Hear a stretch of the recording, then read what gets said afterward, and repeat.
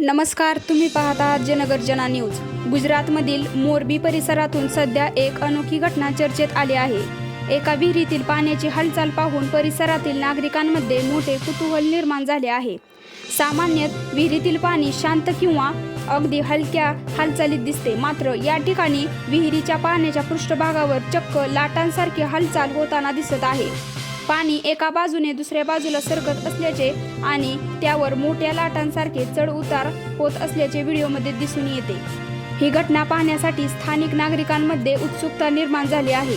Social मीडियावर या घटनेचा व्हिडिओ समोर आल्यानंतर हा प्रकार नेमका कशामुळे घडत आहे याबाबत विविध चर्चा सुरू झाल्या आहेत। मात्र या घटनेबाबत एक गोष्ट स्पष्टपणे सांगणे महत्त्वाचे आहे। विहिरीतील पाण्याला लाटा का येत आहेत याचे निश्चित कारण अद्याप समोर आले नाही। त्यामुळे सोशल मीडियावर केले जाणारे वेगवेगळे दावे थेट सत्य मानणे योग्य ठरत नाही। तज्ज्ञांच्या मते भूजलातील हालचाल, जमिनीखालील पाण्याचा प्रवाह, हवेचा दाब किंवा इतर नैसर्गिक घटकांमुळे पाण्याच्या पृष्ठभागावर असामान्य हालचाली होण्याची शक्यता असू शकते। मात्र नेमके कारण कोणते आहे हे सांगण्यासाठी प्रत्यक्ष पाहणी आणि वैज्ञानिक तपासणी आवश्यक आहे। या घटनेचा व्हिडिओ पाहिल्यानंतर अनेकांना समुद्रातील लाटांची आठवण होत असते, कारण पाण्याच्या पृष्ठभागावर तयार होणारी हालचाली काही प्रमाणात समुद्राच्या लाटांसारखी दिसत आहे।